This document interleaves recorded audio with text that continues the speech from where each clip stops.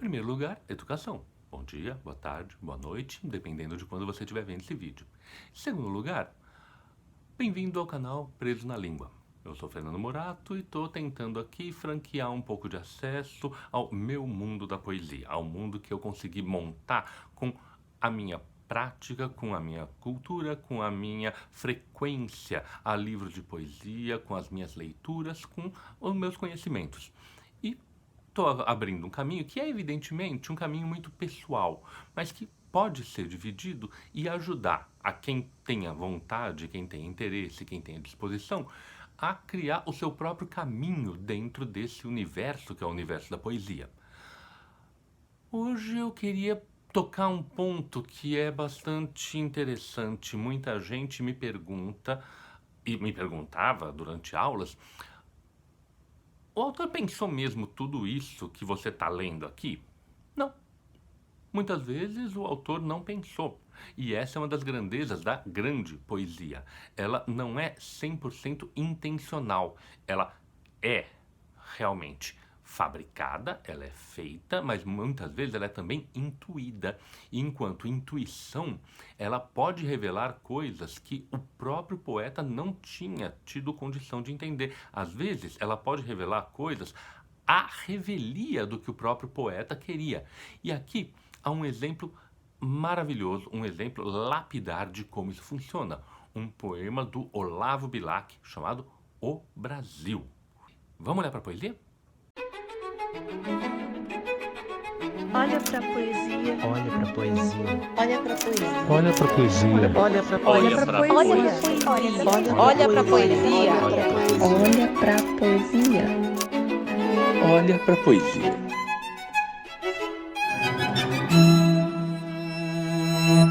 Olavo Bilac é um autor que é dos mais importantes da história da cultura brasileira.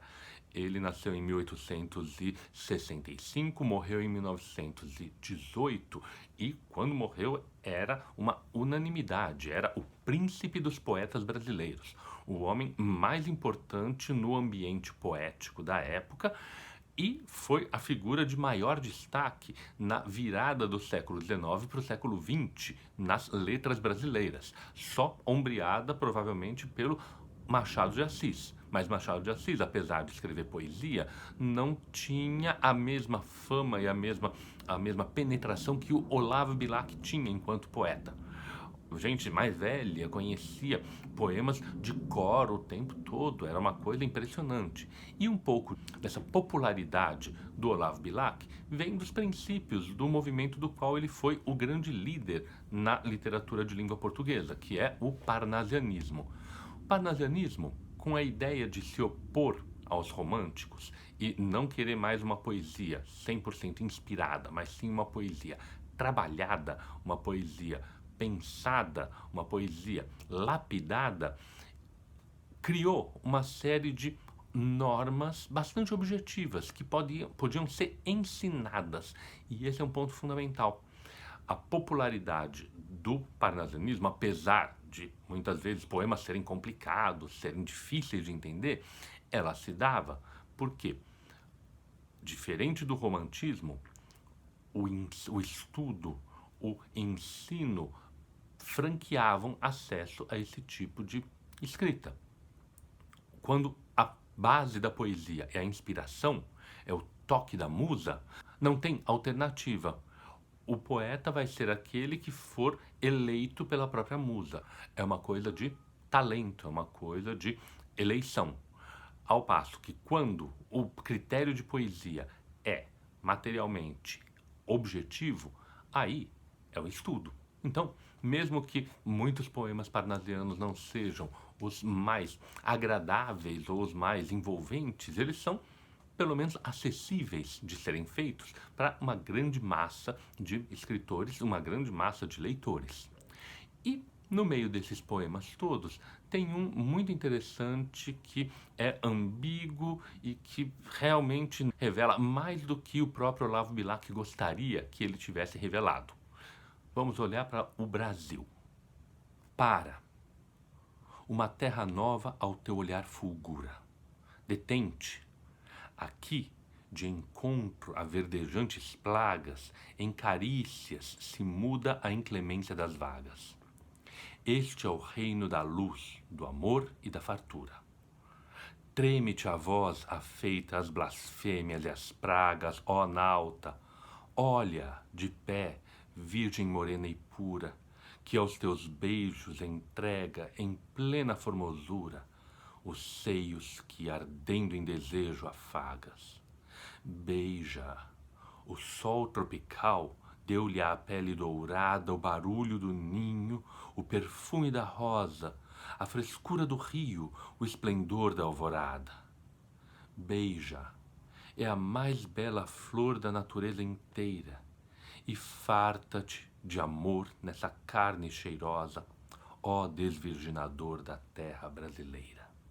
Antes de entrar no poema propriamente dito, só chamar a atenção para um detalhe técnico, que é a construção. O soneto, velho conhecido nosso, aqui usa um verso diferente, é o verso alexandrino, o verso de 12 sílabas, que foi incorporado à tradição de língua portuguesa, vindo da tradição francesa.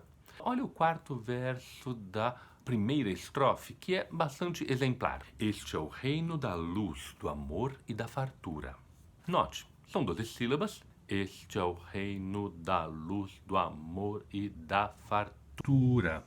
Acontece que a acentuação interna do poema cria um corte, cria aquilo que se chama um hemistíquio. Note, este é o reino da luz.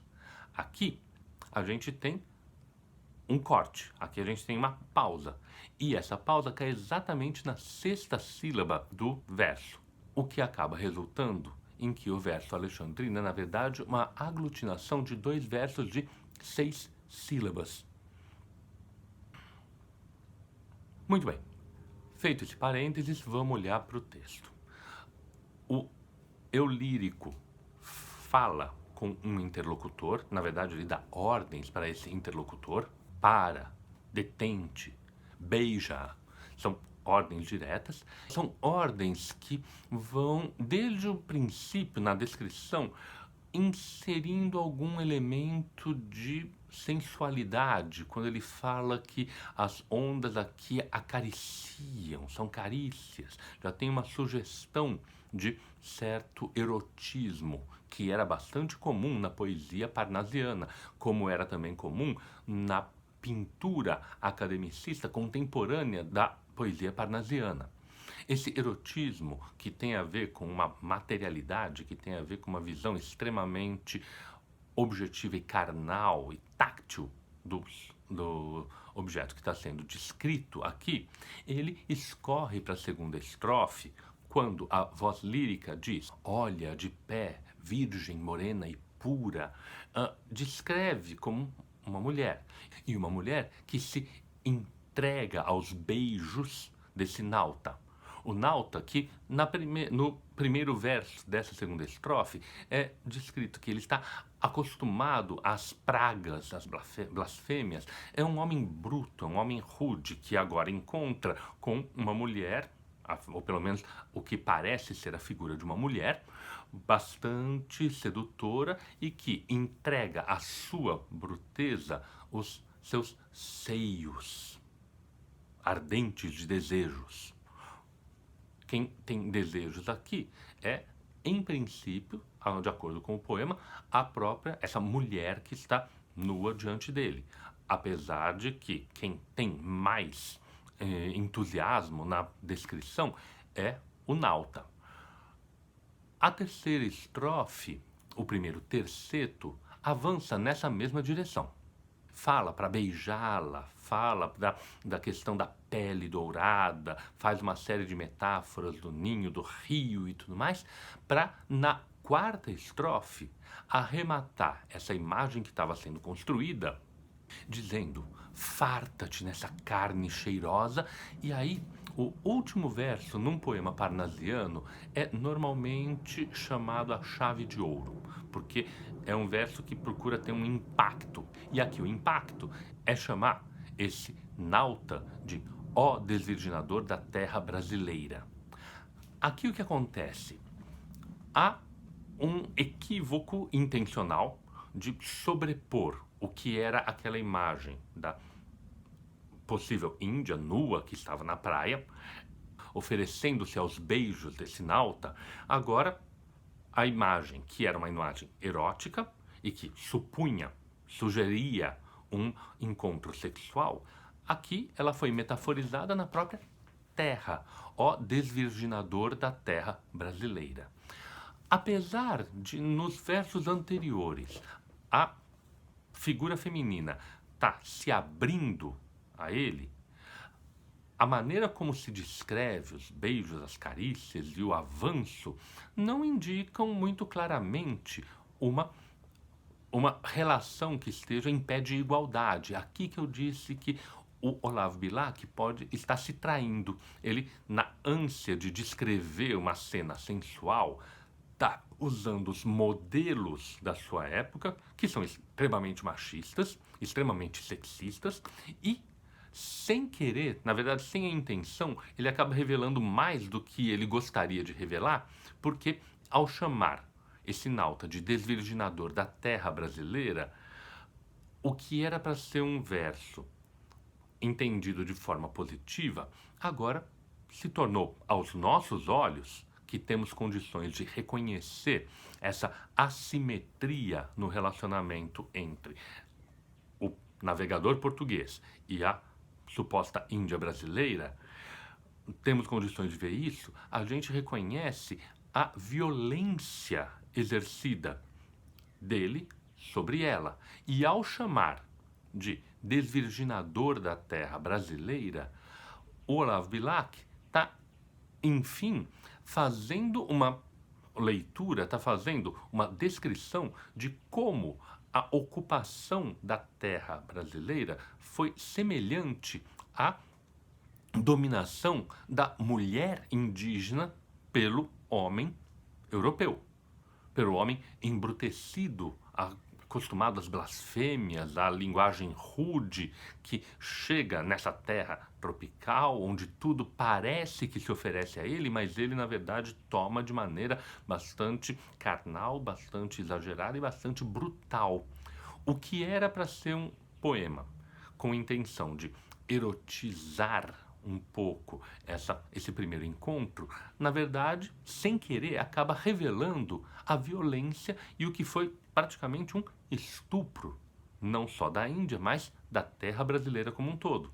Era para ser uma imagem edificante e um pouco safadinha, erotizante, do encontro, do legendário encontro das raças, e, no final das contas, o Olavo Bilac acabou tendo condições de revelar algo que ele não queria. Uma visão extremamente avançada, mas pouco consciente para um homem brasileiro do final do século XIX e início do século XX. Aí está um pouco a grandeza da poesia. A gente tem condições de, lendo um bom poema, pegar as brechas e, penetrando nas brechas que o poeta se permitiu, às vezes sem intenção, compreender coisas mais profundas e mais sérias. Então, não. Definitivamente, o Olavo Bilac não estava pensando em descrever o processo de dominação da América como um processo de violência. Muito pelo contrário, ele queria descrever esse processo como um processo harmônico em que uma suposta figura superior europeia submetia uma figura bárbara, uma figura sensualizada, que se abria voluntariamente a ele. E na prática, ele acabou descrevendo uma cena que tem muito mais a ver com a nossa compreensão hoje em dia de crítica pós-colonial do que outra coisa. Esse é um ponto interessante que vale a pena tentar olhar de novo. Faz sentido essa leitura? Olha para o poema para ver se você consegue reconhecer todas essas coisas.